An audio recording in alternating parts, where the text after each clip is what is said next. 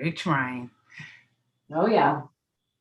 It's so hard to just do one more Zoom meeting, right? Yes. Especially if you have family, it's just really tough. You can see all the stuff on my table.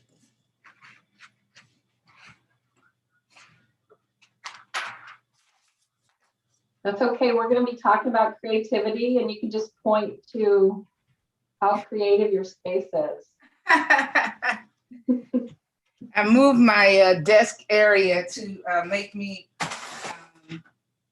just remind myself of we're going back soon, and so I moved everything around. A beautiful painting you've got. Is it a painting or is it a poster? Or that's a painting. The artist is Duarte, and you can't. Let me see. Can you see the top? Yeah. Yeah. Beautiful. Yeah. Art everywhere in our home. Literally everywhere in our home. I have some on the floor because we run out of wall space. My dream is a Bisa Butler and a Woodrow Nash. I need to add that. Oh, lovely. Oh, that would be lovely. My mother is a watercolor artist, and she's won several awards, but she's got over like 350 paintings. So I've got plenty of her artwork. Oh, I must see. Maybe at the next one, we'll have an art show and tell. Yes, that'd be wonderful.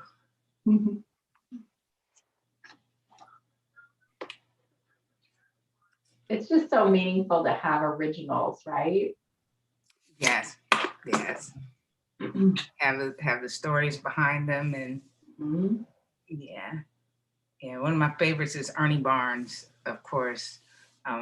No originals of that, you know. Two of my favorite pieces are Jake and Maestro. Okay.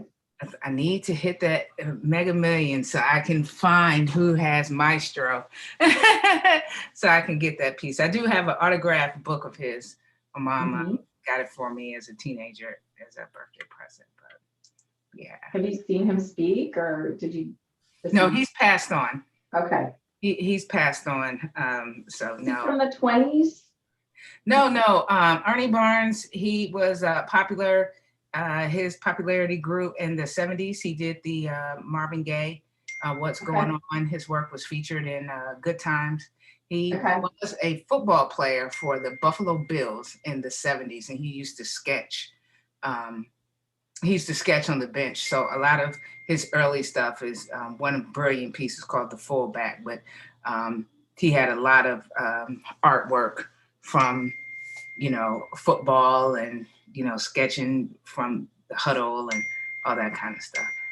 Nice. I'm going to turn my phone because I'm getting a lot of text from work. Yes. I appreciate you guys turning your cameras on if you can.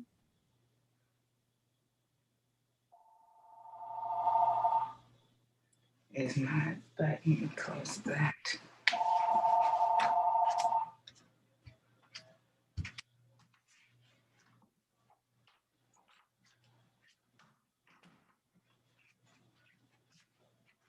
Thanks so much for being here. We'll get started here in a little bit.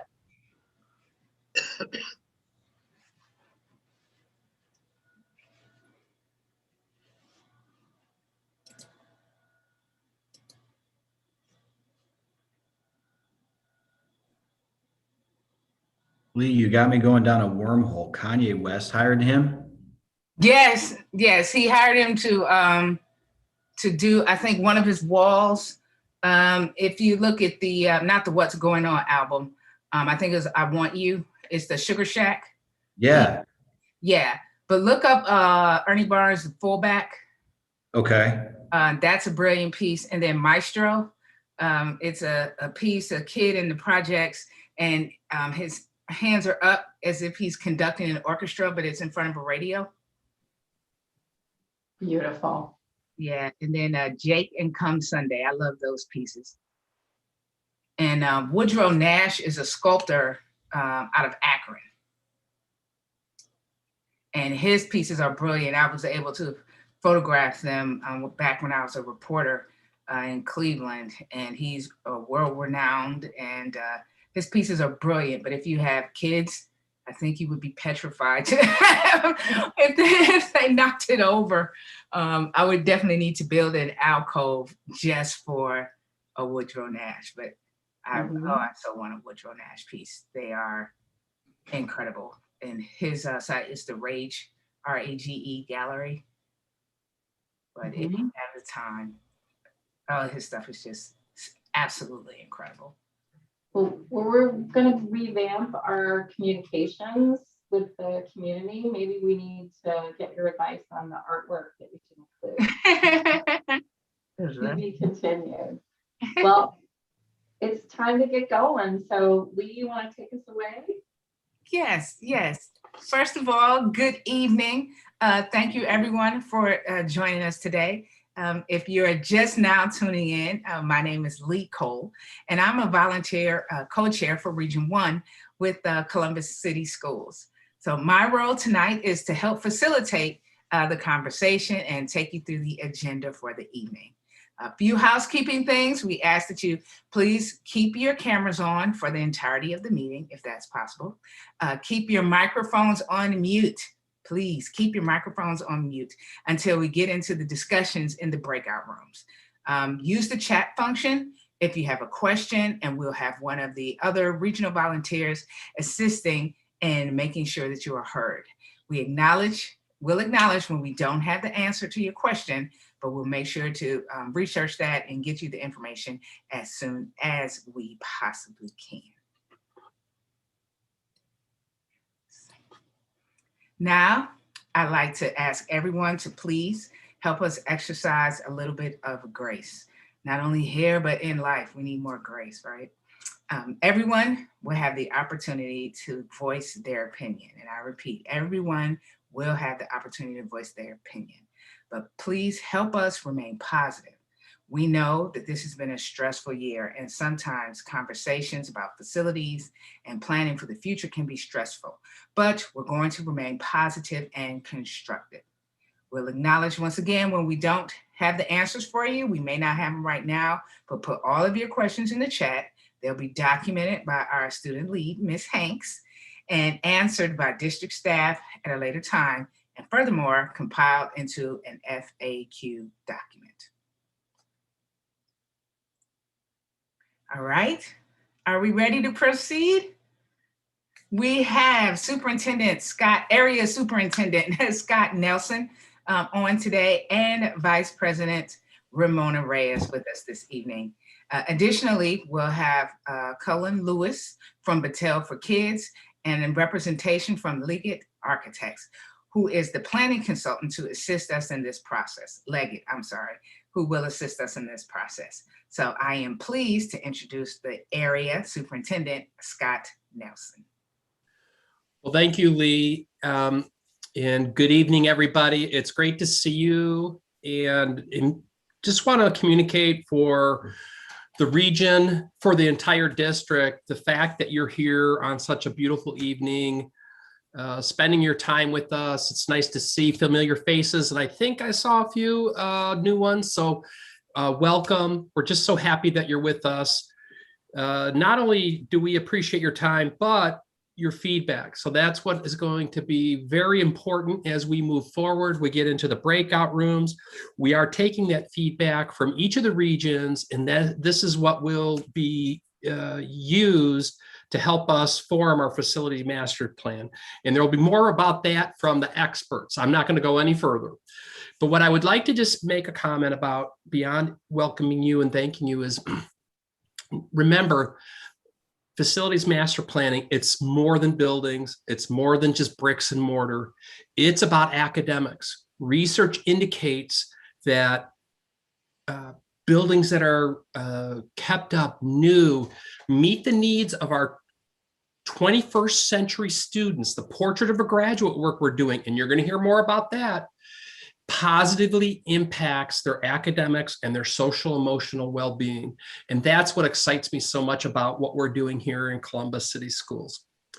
So thank you. And I'd like to introduce you to the Columbus City Schools Board of Education Vice President, Ramona Reyes. Ramona? Thank you, Scott. Thank you, everyone. Again, I won't repeat everything that he said, but I do want to make sure that I thank our students. Fatata and Judah, I appreciate you being on tonight, and to all our community members, I really greatly appreciate you being here tonight. As Scott and everyone has mentioned, it's work that's very important, not only to us as the school board, but definitely to our community as we look at what our schools are going to look in the future, like in the future.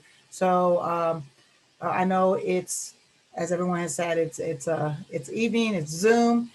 Hopefully soon we'll all meet together. I would love to meet all of you. And I had the West High School graduation this year. And of course, their motto is bring your best to West. And I know that's all we can get from all of you that are on this call. I appreciate that you continue to bring your best to this process.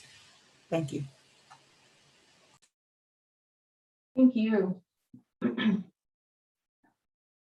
So I just want to introduce really quickly our group. I'm Robin Randall. I'm the Director of Education Practice at Leggett and will be leading the master planning process. Dennis Paven is my co-leader. He just met with OFCC and getting things moving. Melva is also a co-leader. She's mapping out the new and revised community engagement process. And then we'll be adding landscape and engineers as we need them in the process. So I want to just remind you that all of the things that we're working on together are posted on the website. Very transparent process. And so if you have friends that haven't participated yet, or if you're new to the process, go to the website and explore. And if you've got questions, ask them, because we want everyone to get behind this process and participate. And our goal is in the fall to be together. So, and this is actually a live scan. So if you want to take your phone and do the QR code, you're more than welcome to focus on that little dinosaur and get taken to the website. So I want to just refine the definition of what a master plan is, because there's been some confusion. Are we designing buildings?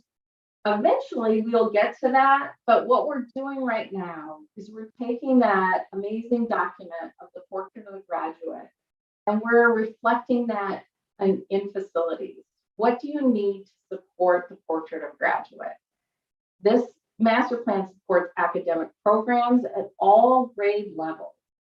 It aligns utilization and enrollment for all the regions. All 6 regions are having the same workshops, and they will be participating in the fall also. So we want to create that equity that we're talking about and make sure that every region has what it needs to support the portrait of graduate.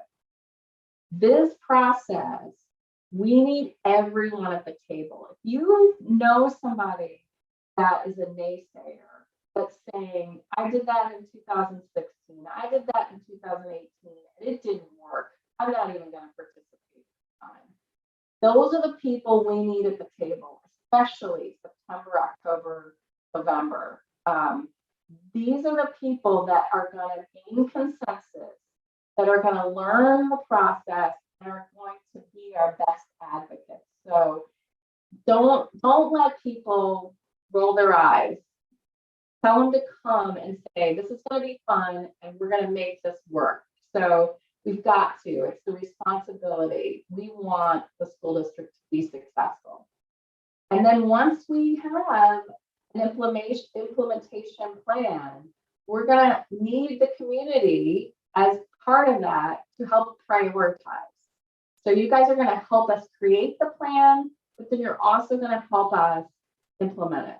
So that's important. We need you at the table. This does not include the design of schools and furniture selection. That comes after the master plan is approved and the funding has been collected. So just know that the report that we're working on is the glue that's going to hold all of this together, and it's going to be transparent, and it's going to be public on the website. So any questions about the master plan? All right, let's keep moving. So this is what part of that report might look like. Dennis and I worked on the Shaker Heights City Schools master plan, and we came up with a dozen different options on how to put things together, but we narrowed it to 4 concepts. And then we documented that, and you can see it's a much smaller district than you are, but it's saying we're going to renovate the elementary schools that are existing. We're going to build a new middle school, and then we're going to renovate the existing high school. So that was just a strategy, right? Some of them had build early learning, build a new high school, so there were lots of different options of what we could do, but we documented it, and then we gave everybody dots, and they selected this as the concept that they wanted to move forward with. So where are we in the process? We're at the third. We're at hump day in the in the master planning process, right? So this is the define stage, and what we're doing right now is we're capturing the portrait of a graduate, the 3 concepts tonight. And we're talking about what do you need, what are the program elements that are needed to support that portrait of a graduate. What's important about this slide is that in September, we're going to have a data session in the schools offering tours and really engaging with the community in person, right? Hopefully, and document all of the information from the gather, envision, and define phase, and present that to you, get your feedback, and then launch into solving, where you're putting the puzzle pieces together as to what will work for Columbus City Schools. That's what the process is, and we're excited and moving forward. So I just want to quickly review some of the things that we've learned from Gather. So as part of the Gather process, we surveyed the community, and we talked in the engagement session about what aspects of a school you feel are successful. What are the things that are working for Columbus City Schools? And we documented that. This is just a summary. If you want to see all of the information, it's on the website. But there's some really positive things that are working for you as a district. And then we wanted to know what's not working, right? What are the barriers to education at Columbus City Schools? There's a lot of those things too, right? So to be fair, there's always things that aren't working in a school. So we need to know what those are, and you shared those with us. And that's also documented on the website. Step 2, we dove into your vision, which is the portrait of the graduate. And that is the strategic plan for Columbus City Schools. That is the vision for your district. And so what we did was we took the 3 pieces of the 6 and dove into each of those to define what those might look like in a piece of architecture. So adaptability, communication, and global empathy. The first one, adaptability, we asked a question. How can corridors and cafeterias become adaptable and agile spaces? You know, it might sound kind of weird that we're talking about corridors already in a master plan, but we want you to know it's 21st century learning changes the way a school building operates. So that's why we're talking about those kind of spaces. And you gave us some fabulous feedback about that. The second question was about communication, right? And flexibility related to laboratories, classrooms. What are those kind of adjacencies that are needed, and how do the spaces need to communicate? So that's a summary of those, and like I said, those are on the website. And then our third question was about global empathy, and really exploring what does global empathy mean in a facility? How does the building express empathy? Well, by showing outdoor learning, environmental stewardship, lots of great feedback on outdoor spaces here, and importance in supporting that equity and empathy issue. So thank you for your feedback so far. We're going to do something a little bit different this tonight. We're going to dive into creativity and critical thinking and technology. We're going to do them individually. Last time we did them in one big session at the end, and this time we want to engage you all the way along in the process. So we're going to first talk about creativity, and then critical thinking, and then technology. And what's wonderful is we have Colin from Battelle for Kids here to talk about how that strategic plan originated and summarize these.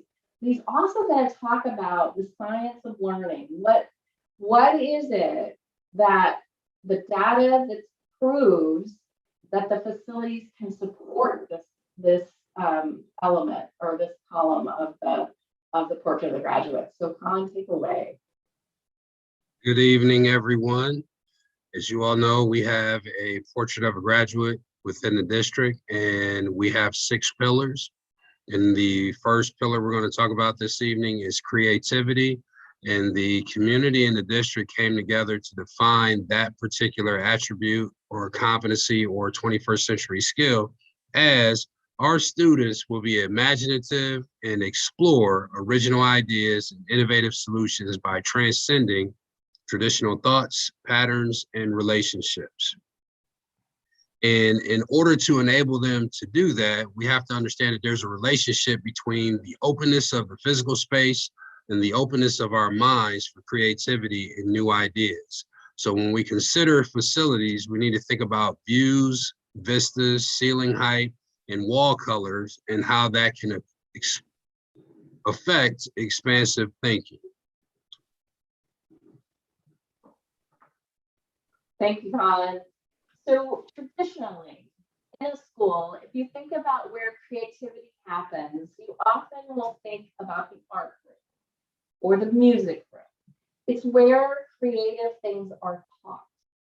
So often, there's a lesson, let's say painting the windows, and the lesson is led by the teacher, and the students are creative in that space within those walls.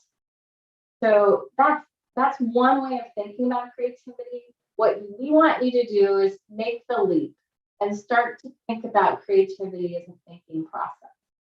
That's what the pillar means.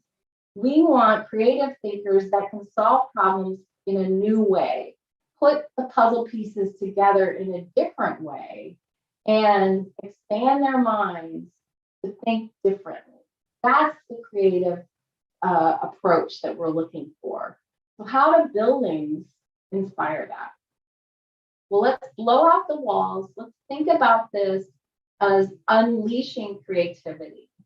Where does that happen? It can happen anywhere. This just happens to be a place that seemed creative to us, that has some things that make you curious and excited about being in the space. It might lead to a way for us to imagine what Columbus City Schools needs to support creative thinking. So as I said, we're going to dive into 3 questions separately. So we're going to have 10 minutes to discuss this first question. Thinking beyond classrooms, what types of settings inspire you to think creatively? Lee?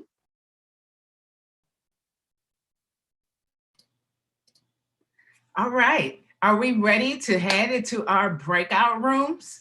So the purpose of this discussion is to review the final of the 3 pillars of a portrait of a graduate: creativity, critical thinking, and technology.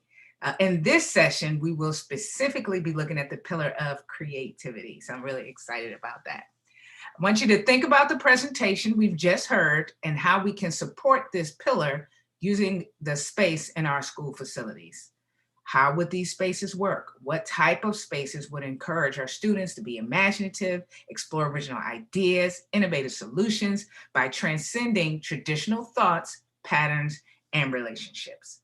The specific question that you'll be answering in your breakout groups is thinking beyond classrooms. What type of settings inspire you to think creatively? Now, with that, we ask everyone to sit tight because our moderator is going to place you into your breakout rooms. Each group, each breakout room will have a champion, a reporter, and a scribe. And after the 10 minutes, we'll come back together and the groups will report out at large. If you are selected as the scribe, please ensure that you fill out the Google form and submit your responses to each individual question after you get into your breakout rooms. And throughout the conversation today, you will go back into the same breakout room. So we ask that you sit tight. You will be whisked into your breakout room and have a wonderful dynamic discussion.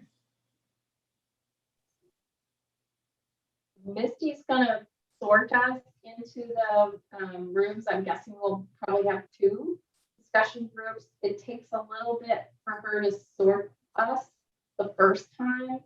And then once we're sorted, we'll be able to go to other rooms a lot quicker on the next 2 concepts. So please just be patient and you'll be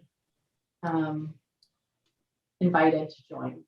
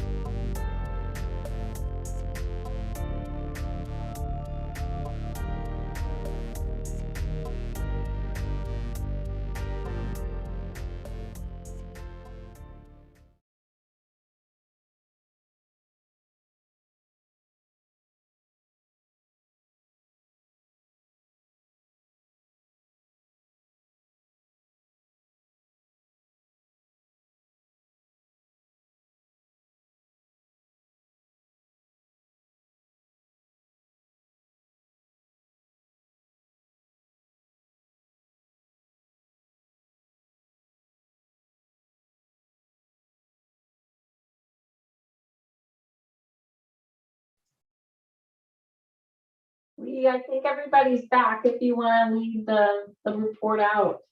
Thank you. You're muted. Sorry about that.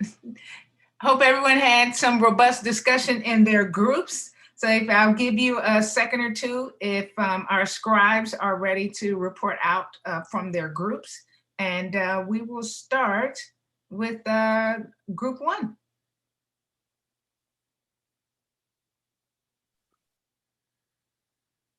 Sonny, that's us. I don't know if you can read the Google Forms or not.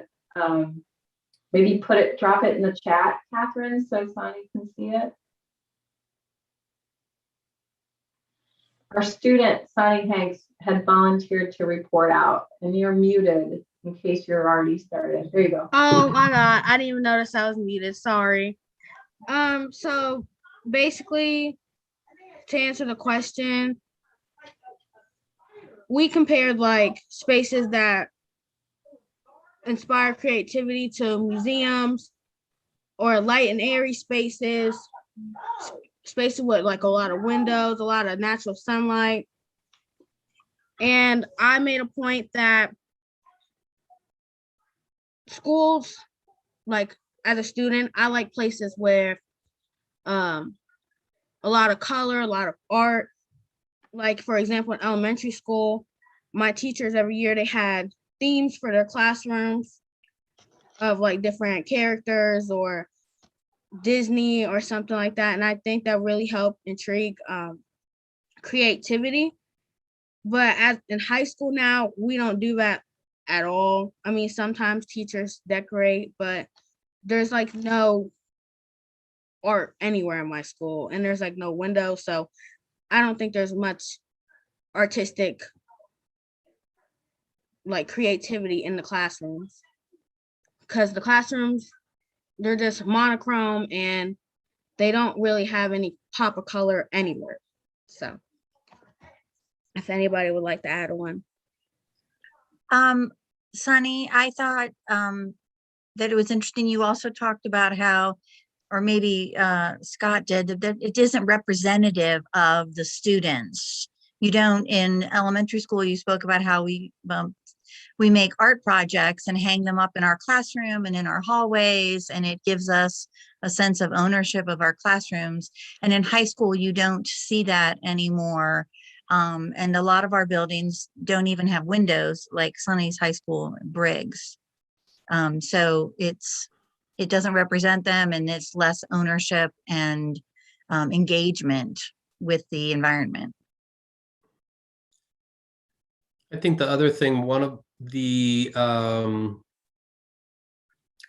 our group brought up was having a space that you can get your hands dirty and it's open and you're building and you have room. And if that doesn't work, you push that aside and you start over again. So the ability for kids to take risks, to fail, and that really resonated, I believe. And by the way, Sonny, great report out. Thank you. Yes, I would agree. I definitely would agree. That's very interesting that the art and the identity is gone at the high school level, but it was so robust and vibrant in elementary school. As you probably are reflecting back on when you were in school, look, wow, when does that transition occur? So thank you all, group one.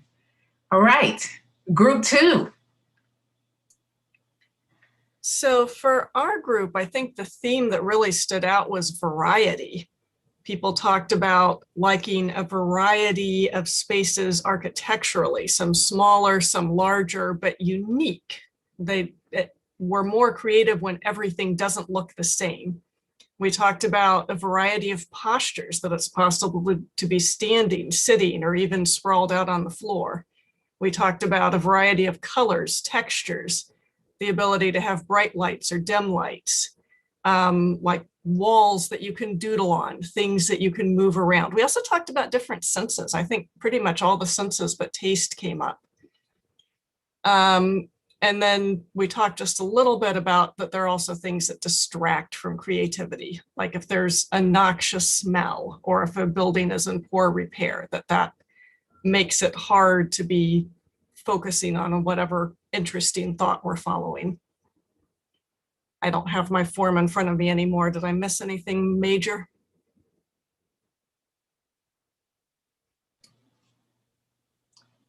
All right, I guess we're good. Group For two? group two. Yeah. Thank you, Lynette. That was a wonderful report out.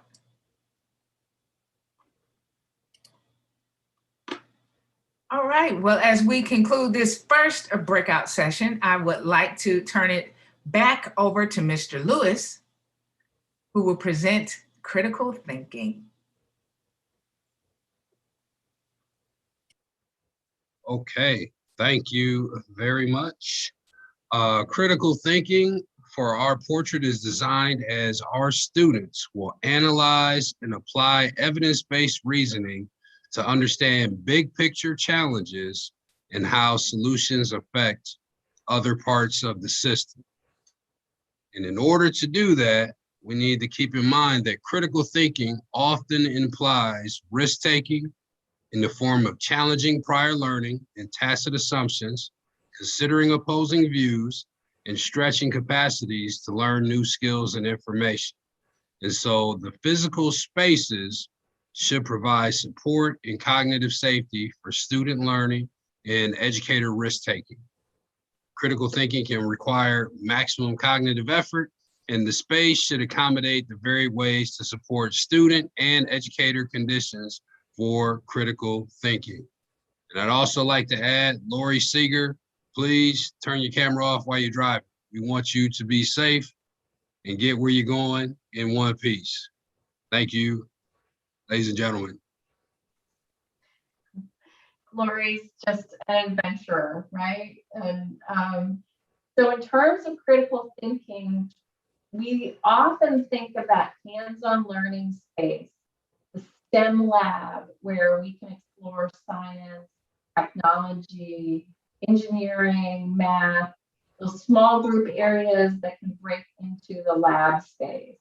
This is a perfect place for critical thinking, but we want to stretch ourselves a little bit further and think about the concept of putting two dissimilar things together. Where do those things happen? Where does the art person run into the math person and start to talk about architecture? Where do we create a space where there's spontaneous learning, where there's this impact that you don't predict? It's not scripted, it's not part of the curriculum, but it's a new intersection, a new opportunity. Well, these kind of places happen in offices. So the office space that we're hopefully moving to, yes, here we are, that is happening beyond school can be a part of school. So we can create the kind of spaces that our students are going to eventually land in right here in elementary or middle or high school, where you can have a private space, there's comfortable seating for groups, there's stand up, there's sit down, there's all kinds of different environments. But it's a hangout space that you might meet somebody that you might never meet in a classroom. So we want to create those kind of spaces for you and think about what is it that you need to support that big picture thinking, and how can we challenge each other to be critical, accept the criticism, and grow as people. So our question for critical thinking is, part of critical thinking is to challenge previous assumptions and connect unlike ideas. What are the characteristics of spaces needed to support and invent critical thinking? Lee? Thank you so much, Robin. And as Robin so eloquently stated, in this breakout section, you will be discussing what are the characteristics of spaces needed to support critical thinking. What type of spaces will encourage our students to analyze, apply evidence-based reasoning to understand big picture challenges and how solutions can affect other parts of the system. So once again, you will go into your breakout rooms to have this facilitated discussion. Enjoy.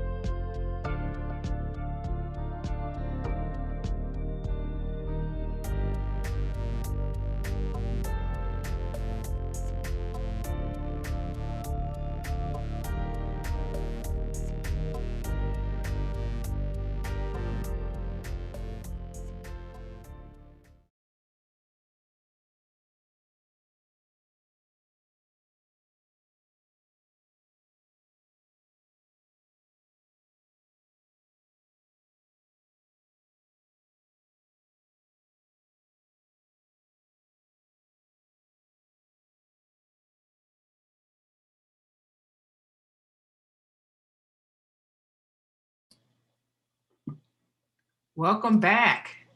That ended too quickly for our group. So welcome back, everyone. We'll give you a second or two to decide who is going to report out from our groups.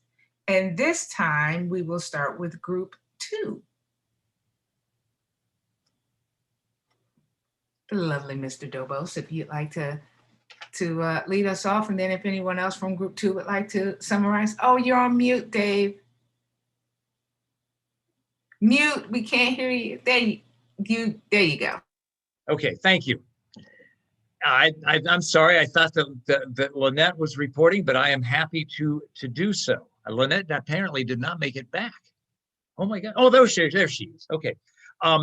With this group, we had a tough time at first getting our arms wrapped around what we were really being asked and how we addressed this. That as time went on, it appeared like, okay, what we've talked about before very much relates to this question as well, and that this question really may be more the overarching theme of what we're trying to do here.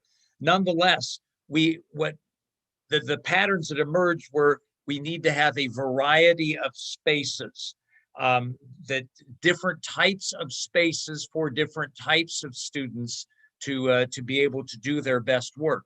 Areas where the students who work best with, if you will, with chaos or with others can do so, but others who need sort of their own space to mull through a problem and put their thoughts together, that they can as well. We need spaces that foster community and safety. And by safety, we didn't necessarily mean that somebody's going to be physically attacked, but where students feel comfortable that they can participate meaningfully, okay? And spaces that avoid hindrances like noise or chaos, or at least overt chaos. Have I missed anything here, folks?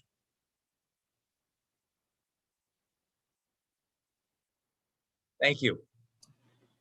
All right, if group 2 is satisfied, if anyone else wants to speak? No? All right, group 1. So our group talked about how we can utilize alternative seating, sitting on the floor, on a stool, having a cushion, standing desks, and offering variety, like incorporating outdoors as a way to learn, maybe go out there and read. Maybe elementary schoolers can read to younger students outside. I know I did that in elementary school. And we also must be aware of kids who get overstimulated, like kids on the spectrum, and how we can not add too much to where they get overwhelmed, and just offer a variety of balance in spaces and lighting. Also, for students who like to pace around, we can offer spaces for that. And if we add more creative opportunities, we thought that would invoke more critical thinking, like getting out of the building and going to different buildings and spaces, and like seeing different things and learning from students they've never been around is also a good thing. And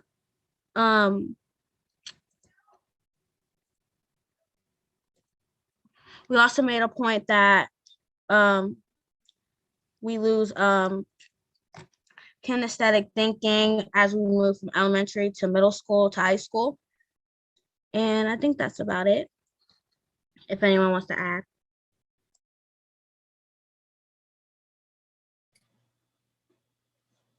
Anyone else from group 1? All right, another excellent report out. Thank you, Sanai.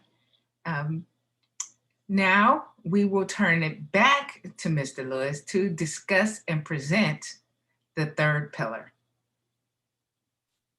Thank you very much. And our last pillar for the evening is technology. And that is defined as our students will leverage traditional and emerging technology to consume, create, communicate, and connect while practicing responsible citizenship in an increasingly digital world. And what we know about technology is that it is ever evolving, and it is evolving at even more rapid intervals than it has historically, and that physical spaces should have some measure of flexibility to accommodate the ongoing evolution of technology. Thank you, Colin. So when we think about technology and what's happening in a schoolroom, what we've done is kept our 1920 layout with rows of desks facing the front and the teacher at the front of the classroom. And we just layered in technology. So we've got in the front of the classroom, we've got our touchpad or our whiteboard or our screen. And then each of the individuals have their touchpad. So this space has just been modified for technology. It hasn't been designed around the potential for technology. And that's the kind of thinking that we need. What is a space that's flexible, that's designed for technology learning? We know that we have students from infancy that know how to operate their device. And what they need is a guide to show them the potential for technology and keep them safe in the right zones of technology that are positive and good learning environments. So this is showing a facility where there's lots of different ways. There's outlets for charging. There's all kinds of elements that support the technology as a learning tool. So we talk about the future of technology. Well, the future is now. This is Google. This is where our students are going. And we want to infuse that into their educational space so that there's flexibility. Any technology can be integrated. We don't know what technology is going to bring to us 5 years, 10 years, 50 years from now. We want a space that can be adaptable and changeable so that technology can be supported and it can be used and it's flexible. Everybody has access, it's equitable, and we want that kind of excitement to be happening in our educational space. So our last question for discussion is, given the fast pace of technological change, how can we plan spaces to accommodate this fast-paced change? Lee? Thank you once again, Robin. Now, think about the presentation that we just heard and how we can support this pillar of space in our school facilities. How will these spaces work? What type of spaces encourage students to leverage traditional and emerging technologies to consume, create, communicate, and connect while practicing responsible citizenship in an increasingly digital world? The question again, given the fast pace of technological change, how can we plan spaces to accommodate this fast-paced change? And once again, Misty will send us all to our breakout rooms. We have 10 minutes to really dig into this question and look forward to our report outs and breakouts.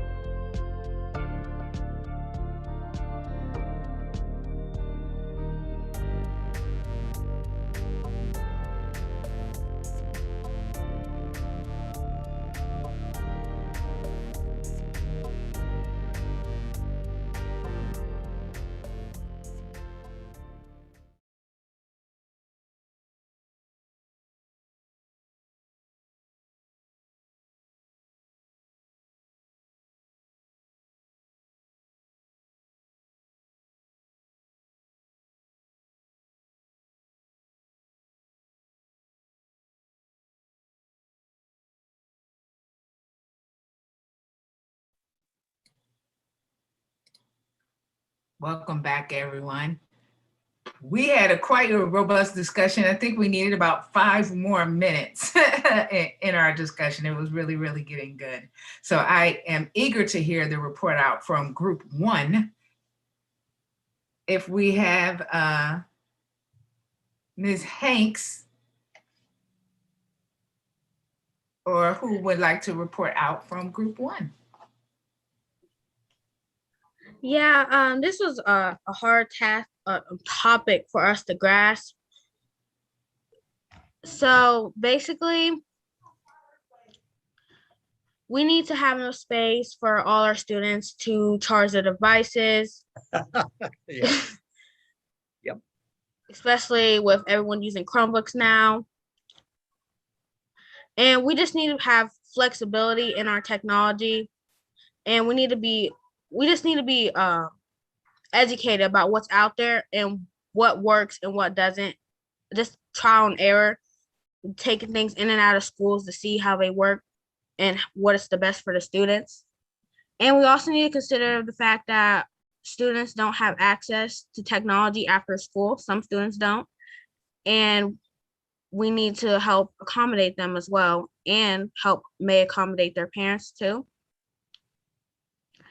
And we must be willing to work with city partners to make sure students have access to internet outside of the school day. And how can we add a space that can be needed for technology as TV labs, green screens, radio labs? And if we do bring back career tech to our schools, what technology do we need for that? And how can we help students that are doing the career tech be as successful as they can be? And if anyone wants to add anything.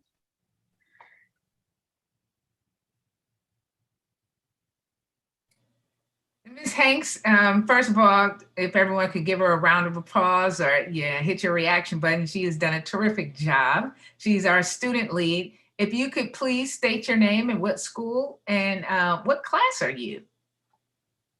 My name's Sanai Hanks. I go to Briggs High School and I'm class of 2022. And thank you guys so much. Yeah, thank you. Thank you. All right, Group 2. Group 2, that's going to be a tough act to follow, but it was the last one that we had more difficulties with, that not necessarily this one. What we talked about, and a lot of the themes that Sanai just talked about rang true with us, that we've got to have high-speed wireless access in every classroom, in every space in any building that we've got. And where there's cabling, we've got to make sure that it's accessible for easy replacement or enhancement. And so we've, instead of having, when we set up, especially new structures, that if the cabling that's in has a certain size duct that it goes through, or tray or whatever, we've got to make sure it's large enough to accommodate whatever we think that may occur in the foreseeable future. So there's got to be design flexibility. We also agree there need to be more outlets for charging, absolutely, positively. So for obviously a variety of reasons, we just got to make sure that that's always there. And we even talked about making sure that the design flexibility could accommodate virtual reality stations, because that's probably where at least some of this is headed. And we saw the photograph of Google earlier. At least some portion of some of our schools may need to look like that. So that's anybody else in our group want to add to this? This isn't really about the building, but I thought a good point was made in our group that hand in hand, to the extent that we have flexible spaces, hand in hand with rolling them out, we also have to roll out, like, how do you use this? How do you supervise students when they're going to be in different places doing different things? what are a teacher's responsibilities towards the new space? Because otherwise people are going to default to using the space the way they're used to using spaces and not realize all the possibilities of it. Excellent point, Lynette, that we've got to make sure we prepare our teachers so they can utilize this space in the best way possible so that we get out of it what we intend. Thank you so much. And before we turn it back to Mr. Lewis, want to know if anyone who is participating tonight has any questions, thoughts, comments, insights that you've learned. If you'd like to share. I just have a quick housekeeping thing. Lynette, are you completing the Google form for our group? Thank you. Good. Then I don't have to. Thank you. All right. No further comment. I will now turn it over to Mr. Lewis from Battelle for Kids. Thank you very much. And just some final thoughts related to the research and the facilities. Creating innovative learning spaces is important, but providing support to the teachers for how to maximize the space is equally important. There is an outstanding resource out of Australia that is researching the concept of innovative learning spaces and pedagogy, and that should be very helpful for this work. The link is down at the bottom of the slide. A little commentary about the research. The collaboration has been amongst the earliest serious efforts to study the impact of facility design on student learning. And what they found is that the impact of facility design on student learning is heavily influenced by the skill of the teachers to utilize the space. And so it's great to have innovative spaces, but we also have to have staff that know how to maximize the use of said space. And then there are other research out there on smaller class size initiatives and student outcomes. And so if you have an interest in the research, you can click on that link down there below. Thank you. And thank you. And thank you all for coming out and presenting your thoughts and ideas. I want to make sure that you know all of this information will be incorporated into a report on how this facilities master plan will come together. All of the comments from tonight and all of the comments from not only this meeting, but our other 5 regions will be reviewed at the facilities planning committee. This review process will lead to future questions and upcoming surveys. So our next meeting, please join us on Wednesday, June 30th at 6 p.m. Tune in virtually as this meeting will be streamed live on the district's Facebook and YouTube pages. And just as a reminder, if you'd like to catch up on any of the previous phases that you may have missed, please visit the FMP website on ccsoh.us/FMP. In closing, thank you so much for taking time out of your busy schedules to share with us today. Look for a new survey for the Define phase in the upcoming weeks. We all look forward to our next community discussion to report on all of the data that has been gathered over the first 3 phases. We feel it's necessary to keep you as informed as possible as we start to create the concepts of the master plan later in the fall of 22. Your input has been so greatly appreciated, and we thank you, and we hope that you enjoy your summer, and we'll see you at the next meeting, but furthermore in September. Thank you all. Have a wonderful evening.